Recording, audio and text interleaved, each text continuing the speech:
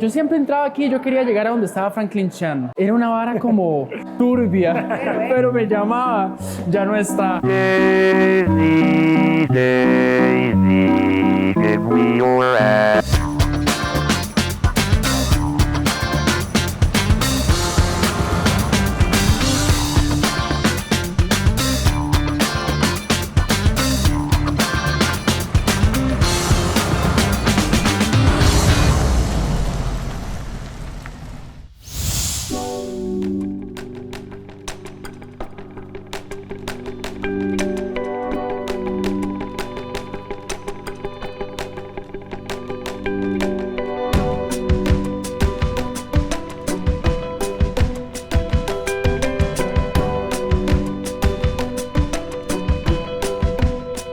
Hola, ¿qué tal? ¿Cómo están? Qué gusto vernos de nuevo. Como pueden ver, hoy nos vinimos al Museo de los Niños, un lugar que desde que yo estaba bien pequeño me causaba como mucha emoción. Y les voy a ser sincero, realmente esa emoción y ese encanto no se ha ido. Siempre me encanta venir. Hoy vamos a descubrir este lugar, los rincones que tiene, las cosas especiales que podemos encontrar y darnos cuenta que aunque se llama Museo de los Niños, no solamente es para ellos, sino para los que estamos un poco más grandes también. Y nos va a acompañar Cristian Salazar. Cris, ¿cómo estás? Todo bien, muchísimas gracias por estar por acá. Le vamos a decir Pato de cariño. Exactamente, así me dicen, así me conocen, así que ustedes también pueden llamarme igual. Bueno, Pato tiene muchos años de estar aquí. Si hay alguien que conoce el museo, es él. Así que bueno, muchas gracias por recibirnos. No, bienvenidos, bienvenidas. Y bueno, este mágico castillo, la verdad, tiene historia, tiene magia, tiene diversión, así que yo sé que la vamos a pasar súper bien. Estoy seguro de que así va a ser. Pato, contanos un poco, así como danos como un pequeñito spoiler de lo que vamos a hacer hoy. Bueno, si ustedes ponen atención, ahí en la entrada dice Centro Costarricense de Ciencia y Cultura, y es porque así se conoce este emblemático edificio de la capital. Es un complejo cultural que alberga muchos proyectos. Uno de ellos es el Museo de los Niños, que fue el primero que se inauguró y por eso quedó como en el inconsciente de la gente de que este es el Museo de los Niños, pero en realidad tenemos una galería nacional para artistas nacionales e internacionales, el Teatro Auditorio Nacional, donde hay danza, teatro musical, muchísimas cosas, y también está, por supuesto, el Museo Penitenciario, que es el proyecto que cuenta la historia de este edificio, porque si ustedes no sabían, este antiguo edificio fue una cárcel, una de las más temidas que había en nuestro país, y bueno, tiene muchas historias que contar. Wow, bueno, vamos a descubrir esas historias. Vengan con nosotros. Vamos.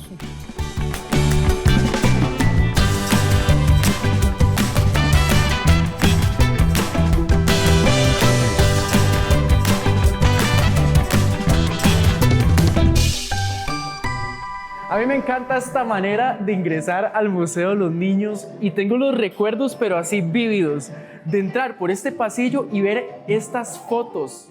Exactamente, esta es como la primera pincelada para comentarle a la gente que, bueno, este edificio, porque mucha gente no conoce su historia, que este edificio fue transformado en algo muy importante, que antes era una cárcel, pero ahora es un centro cultural. Y es que algo que vamos a conocer hoy es el Museo Penitenciario. Ya casi llegamos, porque es de hecho siguiendo este pasillo, pero antes no estaba el Museo Penitenciario. Entonces esas fotos eran las que nos ayudaban, ¿verdad? Exactamente, bueno, el Museo Penitenciario tiene 7 años de haberse inaugurado y antes solo pues teníamos como estas fotografías para contar la historia de este edificio. Me encanta que ahorita estamos como con una temática así medieval, ¿verdad? Entonces es una exposición, pero, ¿cómo es? Itinerante, sí, temporal. La arquitectura de este espacio es un castillo que estaba en pleno San José, imagínense en 1910 cuando se inaugura. A invitarlos a que también vengan y conozcan ustedes desde adentro la historia de este lugar.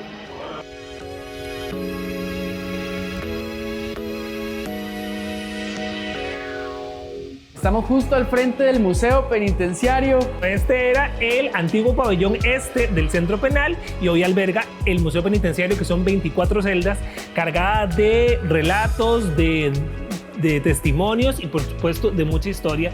Y para eso, qué mejor forma que contar la historia que a cargo de un profesional, de un historiador. Por eso les presento por acá a Luis, que se va a encargar de estar con ustedes un ratito para darles esos datos y esos buenos acontecimientos que sucedieron por acá. Bueno, mucho gusto, Luis. Muchas gracias por recibirnos. Bueno, bienvenidos. Este es el Museo Penitenciario, ¿verdad? ¿Quieren acompañarme? Bueno, vamos a ingresar. Tenemos 24 celdas en total. Cada celda muestra un espacio, ¿verdad? Un ambiente, una época también. Son muy importantes porque se usan, ¿verdad? para que la gente entienda cómo fue el proceso desde que se fundó la antigua Penitenciaría Central de San José hasta con lo que actualmente es el Museo de los Niños, ¿verdad? Entonces, por aquí tenemos la celda de 1910. Ok. Los visitantes pueden ingresar a todas las celdas, ¿verdad? Eso es muy importante, porque desde todas las celdas se ven los ambientes, ¿verdad? O sea, aquí podemos decir que algo así se veía la penitenciaría en 1910. ¿En qué año se construyó este centro penitenciario? En 1910 precisamente. Ah, ok, precisamente ahí se inauguró. Correcto. Entonces, esta enseña cómo era la vida de las personas que estaban aquí privadas de su libertad en 1910. Como podemos ver, el caballero no tenía mucho que hacer, ¿verdad? Estaba sentado. Una cama de paja. Tenían colchones rellenos de zacate, ¿verdad? De paja, porque se los donaba Girón. Entonces, del zacate que cortaban, ¿verdad? En la sabana, rellenaban los colchones y eso se los donaban a las personas que estaban aquí privadas de su libertad. En esta época, como eran tan poquitas personas, sí había la posibilidad de que tuvieran estas facilidades, ¿verdad? Tenían incluso escritorios, tenían cama, tenían armario. Claro, claro. Y digamos que en ese momento habían ¿cuántas personas por celda? En este momento, las celdas eran principalmente individuales, ¿verdad? No era el edificio que conocemos hoy, entonces. Sí, porque realmente, si uno se pone a pensar, si cada celda es individual, ¿verdad? Y cada pabellón tiene alrededor de 48 celdas con los 2 pisos juntos. Entonces, más o menos 50 personas por pabellón. Claro, la diferencia era que había una persona por celda. Ajá. Y muy importante, que la gente siempre nos pregunta, ¿verdad? ¿Qué cosas hay originales de la época en cuando este edificio fue una cárcel, ¿verdad? Los portones son originales, ¿verdad? De 1910. Y muy importante, por ejemplo, en los grafitis de la celda del 31 al 48 se pueden observar dibujos muy interesantes. Todos los grafitis en este edificio son originales, ¿verdad? Y en esta época ya habían varias personas por celda. Aquí ya tenemos 3 por celda, 3 ya por la cárcel se empezaba, ¿verdad?, a llenar. Yo me acuerdo cuando estaba pequeñito, Luis, que yo entraba a este lugar y los portones estaban cerrados, ¿verdad? Entonces uno como que se asomaba ahí a ver qué hay adentro. Cuando abrieron esto me pareció a mí una maravilla, porque entonces ya podemos verlas, ¿verdad? Los grafitis que nos contabas.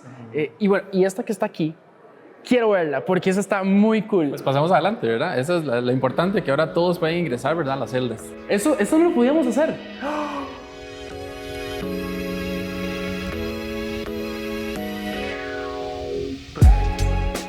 ¡Wow!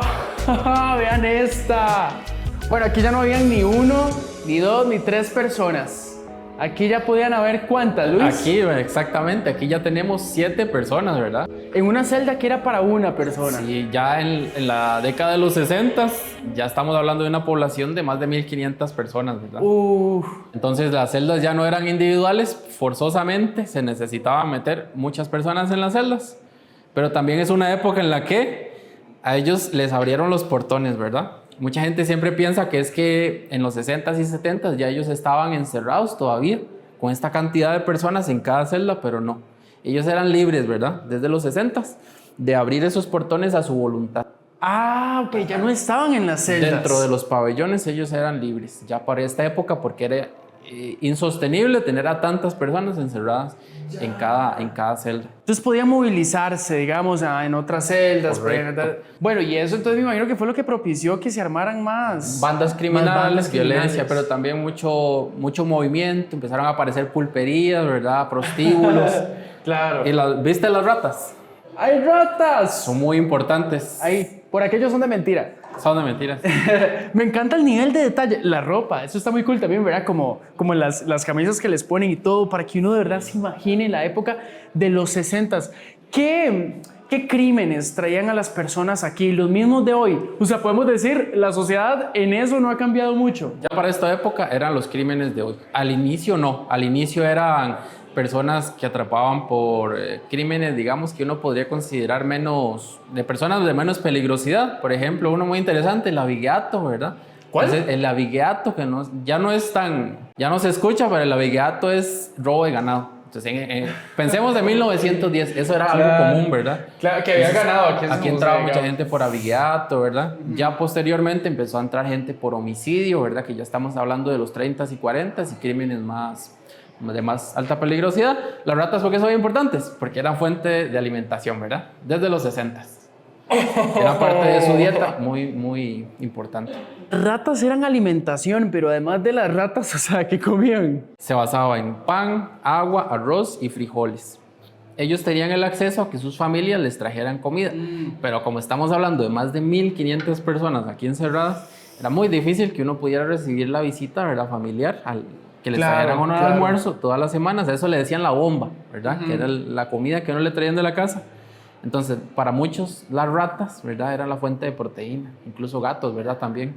Eso me ha llamado la atención. La primera vez que vine al museo penitenciario, vean, el techo está como forrado de periódico. ¿Eso por qué es? Eso es muy interesante, ¿verdad?, que la gente siempre nos pregunta. El periódico tiene dos funciones. Una, retener la humedad. Y otra es que funciona como un aire acondicionado. Las cuadrículas lo que hacen es que generan turbulencia en el aire que ingresa a la celda y lo que hace es que enfría, ¿verdad?, en épocas de calor. Es un invento muy inteligente, ¿verdad? Estamos frente a la celda de citas, ¿verdad? Que no precisamente eran como las que hay ahora, de encuentros entre parejas. Sí. La celda de citas, ¿verdad?, muy importante, como decís. Es un tema que tiene que visibilizarse, ¿verdad? Sí. No solo no hay que verlo como un tabú, porque era parte de las relaciones humanas, ¿verdad? Que era la celda de citas que la gente siempre viene, ¿verdad?, pensando que es un espacio para la visita conyugal. Ajá, que era algo romántico. Aquí desde muy temprano se acabó el espacio, ¿verdad?, para tener visitas conyugales. No había espacio, no había un lugar, no había seguridad. Esas mujeres entraban solas, ¿verdad? Se daban casos de violaciones, de venganzas, ¿verdad?, hacia las parejas de los privados de libertad aquí mismo, ¿verdad? Era mucha violencia sexual. Entonces, desde el finales de los 50 teníamos las celdas de citas, ¿verdad?, que se popularizaron. Estos hombres, ¿verdad?, travestis, que se vestían de mujeres, que empezaron a ofrecer servicios sexuales, no solo a cambio de dinero, sino, por ejemplo, a cambio de protección. Entonces, la celda de citas era un espacio destinado a eso. Incluso se le puede ver como un prostíbulo, ¿verdad?, en donde habían relaciones humanas y en donde se respetaba también la idea de que adentro había una pareja. Y bueno, habían personas entonces dentro del sistema penitenciario aquí que se dedicaban a eso, ¿verdad? A la prostitución. Aquí se llegaron a formar parejas, ¿verdad? Era muy interesante cómo funcionaba porque, por ejemplo, un hombre heterosexual podía tener a su pareja homosexual aquí y cuando regresaban, por ejemplo, con su esposa, con sus hijos, se seguían considerando hombres heterosexuales, ¿verdad? También era una forma de demostrar poder. El hecho de tener una pareja aquí.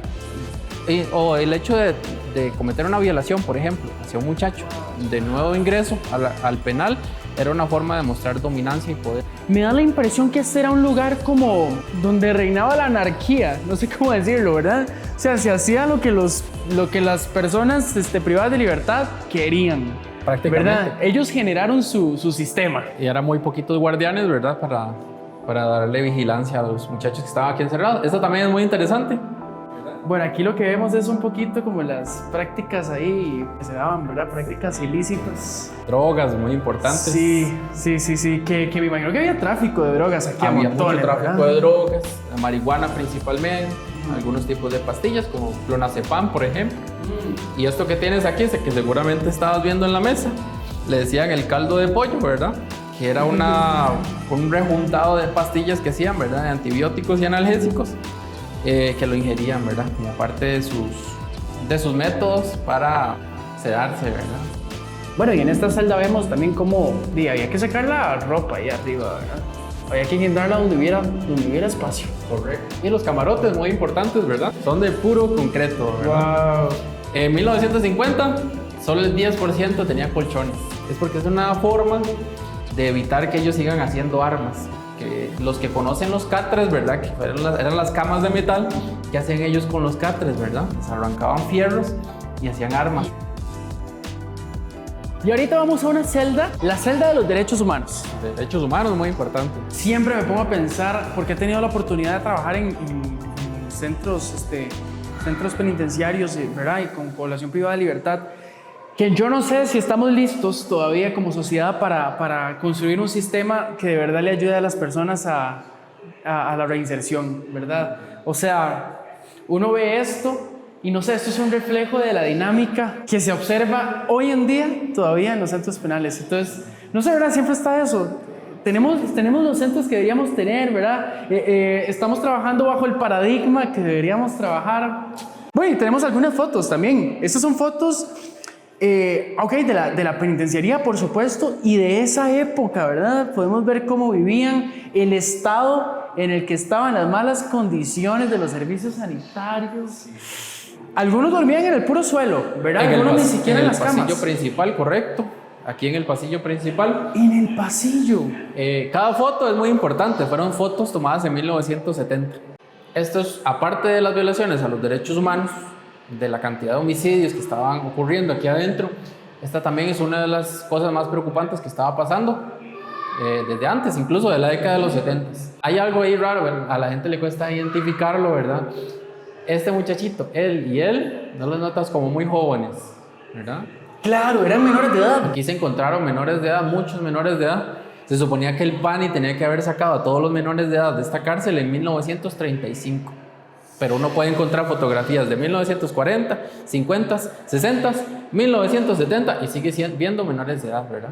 Y ellos estaban en una condición de total desventaja, ¿verdad? Aquí. Estaban a merced de los hachudos, por ejemplo, que eran los líderes de banda, que se apropiaban de ellos, ¿verdad? Claro, bueno, y aquí vemos más fotos de las condiciones.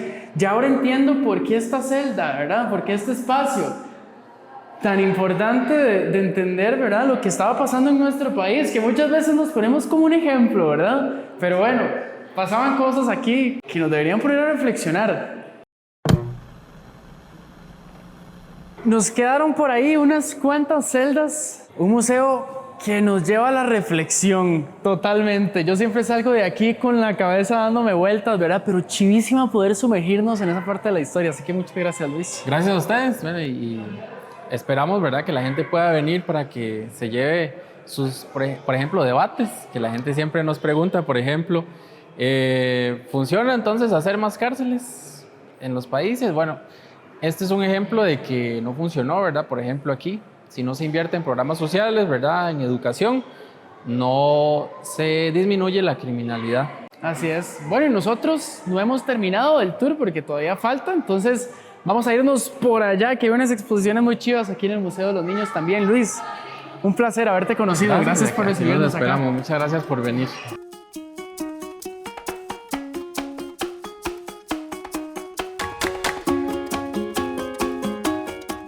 Bueno, volvimos con Pato porque ahora vamos a entrar al Museo de los Niños propiamente, ¿verdad? Exactamente, bueno, el Museo de los Niños, como sabemos, es emblemático y todos y todas desde que estamos pequeñitos hemos venido y nos ha marcado de alguna manera. Bueno, ahora Julián nos contaba los recuerdos que tenía y bueno, son más de 40 salas interactivas y hay algunas que se han mantenido y otras que han cambiado, pero hay algo que es clásico y es ese famoso pasillo de colores. Totalmente, ¿verdad? Esas luces las tiene uno aquí, ¿verdad? Como dan nostalgia. Que si hay algo que da nostalgia son esas luces. Nosotros decimos que esas luces están cargadas de toda la magia de aprender jugando, así que los invitamos a que ingresemos a conocer un poco más.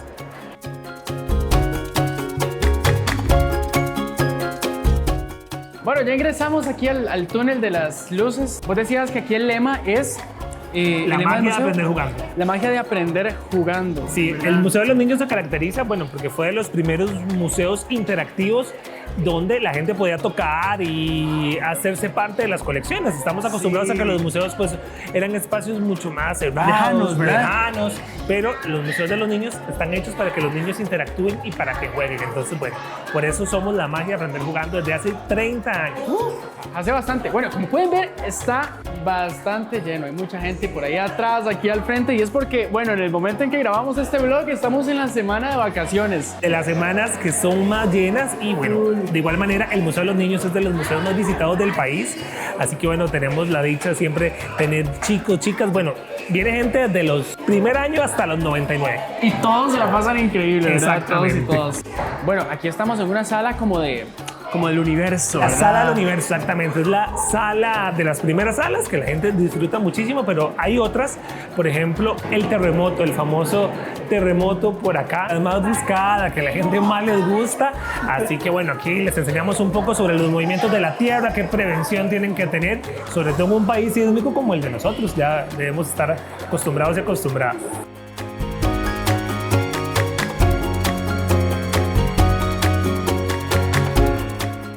Y esta sala no puede faltar, la sala de los dientes. Dicen que en el Museo de los Niños hay muchos backrooms. Bueno, es como la cultura popular ahora. La cultura popular. Y este dicen que es uno de los backrooms. Para los que no saben qué es un backroom, no sé cómo explicarlo, la verdad. Es un espacio como vacío, liminal. Entonces yo creo que sí, yo creo que este aplica un poco. Bueno, por ahí la cultura popular obviamente y después de las redes sociales pues han transformado espacios y por ahí salen notas y cosas y bueno, se ha convertido como en esos lugares. Pues yo les puedo decir que es una de las salas que más les gusta, donde los chicos también más aprenden y siempre de las más buscadas porque bueno, estamos dentro de una boca.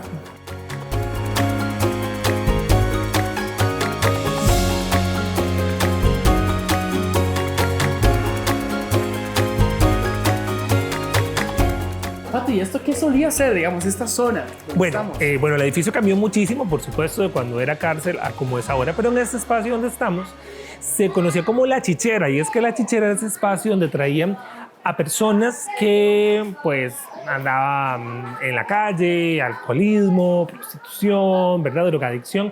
Antes existía la ley de la vagancia, entonces toda persona que estuviera en la calle sin oficio, sin estudios, sin nada que hacer, le decían ellos, ¿qué estás haciendo? Nos vamos para la Penny, ¿verdad? Entonces, este era un espacio que digamos que era como aparte, pero aquí venía a dar esta gente. Los ninis. Exactamente, entonces venían para acá y bueno, podían durar 15 a 22 días. Sin embargo, bueno, sabemos que la Penny era un espacio muy violento y a veces pues venían, se pasaban de los pabellones, ¿verdad? Y de aquí pasaban para allá. Algo importante es que, bueno, estos datos los pueden también conocer en nuestros recorridos teatralizados que hacemos, ¿verdad? Que se llaman Una Noche en la Penny. Y lo importante es que hacemos no un recorrido por museo penitenciario, sino por todo el edificio. Entonces, en espacios como estos van a poder encontrar testimonios, relatos, personajes. Y la verdad es que una noche bastante interesante. Siempre hay como un morbo, ¿verdad? Que a la gente le gusta, pero cuando van avanzando en el recorrido, se van dando cuenta de lo importante que es reflexionar sobre el tema de la libertad y sobre el tema de los derechos humanos. Nuestras redes sociales siempre estamos publicando aproximadamente cada 2 meses, hacemos recorridos con un nuevo tema. Hemos tenido sobre la visita, sobre la muerte, sobre motines y pueden ingresar a nuestro Facebook, Museo Penitenciario, y también al Instagram, así nos encuentran y ahí está toda la información.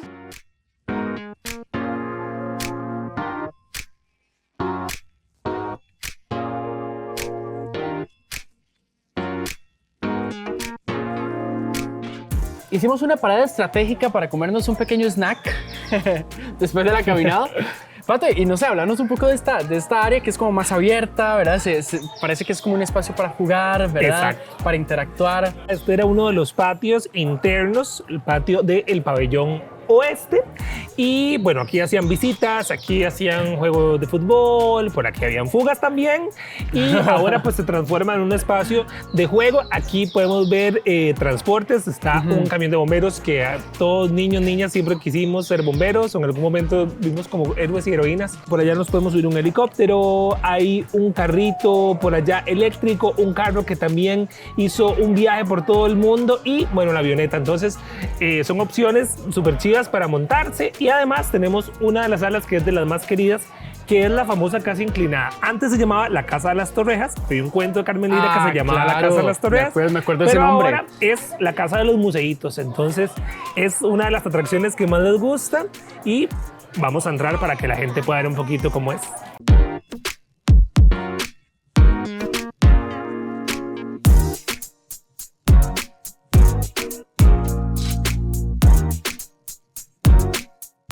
Yo quiero que vean a mí, la camarógrafa, vean qué estilo, grabando inclinada. Eso es maestría de... Uy, suave. Dice Pato que nosotros estamos rectos, ¿verdad? No sé cómo es eso posible, porque vean cómo está, vean qué recto que está. No era una broma, y bueno, la casa tiene inclinación de 20 grados, por eso estamos como en esta posición y tenemos que echar el cuerpo hacia atrás. Bueno, aquí en el espejo nos podemos ver. Ay, qué cool. Hacer así como el toque de Michael Jackson. El toque de Michael Jackson. Beat it.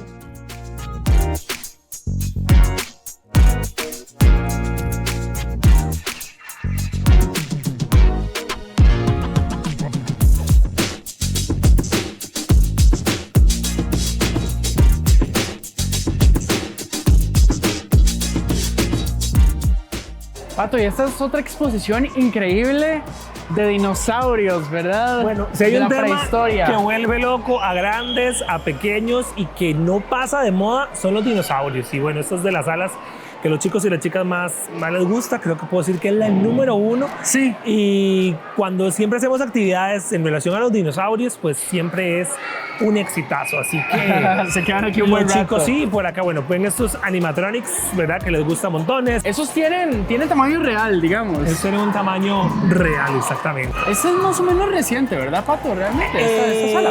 Bueno, tener puede ser que como- tengan algunos años de no venir, pero Ok. ya esta sala puede tener cerca de unos 10 años. Ok, no, entonces sí tiene bastante.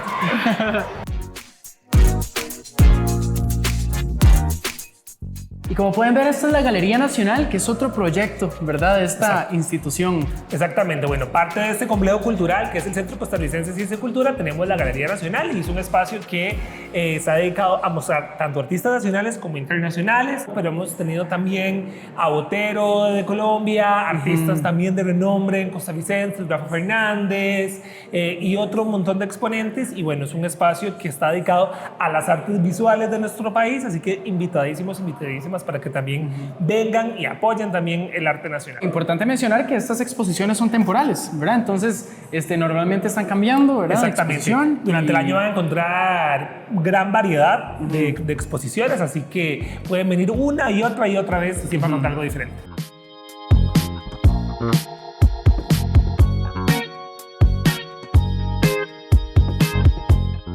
Estaba hablando con Pato que aquí viene gente, digamos, sin niños, ¿verdad? O sea, de 30, 40 años. De todas las edades. Y vienen para vacilar, hasta para un date, dice Pato. Sí, exactamente. Aquí me parece que además es un lugar ideal para un date. La pueden pasar súper bien, se van a divertir, van a tener fotos chivísimas. Sí, claro. Después pueden terminar también en San José, así que puede ser un date urbano muy tuanis. Muy bien. Bueno, antes de terminar, yo tengo una pregunta que la verdad me la estoy aguantando desde hace un buen rato. ¿Dónde están, Pato? ¿Qué se hicieron? ¿Quiénes? ¿Dónde está Franklin Chan y Clodomiro Picado? ¿Por qué Ya están? no están. Bueno, de hace un tiempo ya no están. Yo sé que la gente siempre viene y pregunta por ellos, pero bueno, ahora quedó en el inconsciente de la gente y en el recuerdo de aquellos. Y en los memes. Exactamente. Pero bueno, siempre estarán en nuestros corazones, eso sí. Muy bien. Estoy seguro que los quitaron porque daban miedo, pero sí, no nos Bueno, creo que olvidamos. tal vez ahora dan miedo, podrían dar miedo, pero en su época, hace 30 años cuando se inauguró, era de las cosas más tecnológicas que habían. Y era impresionante venir Movía la boca. y escuchar a Franklin Chan hablándote a la cara. En fin, Pato, gracias por habernos gusto. recibido. De verdad que cada vez que uno viene al Museo de los Niños ve algo nuevo. Eso me encanta. O sea, siempre ve algo nuevo, se está renovando, va con los avances Exacto. tecnológicos también. Así que un lugar chivísima. Para que todos vengamos, ¿cómo podemos encontrar info? Si quieren comprar entradas para ir al museo penitenciario, el Museo de los Niños, pueden ingresar a boletería.museocr.org y pueden hacer la compra y visitar las redes sociales del Museo de los Niños, que ahora somos una institución benemérita de la niñez costarricense. Y así nos pueden buscar y ahí pueden ver toda la información de las actividades que tenemos. Genial. Bueno, y gracias a ustedes por habernos acompañado en un vlog más. Se la pasamos lindísimo aquí. Y recuerden, estamos en Instagram, TikTok y también en YouTube. Nos pueden buscar. Nos vemos en la próxima. Que estén muy bien.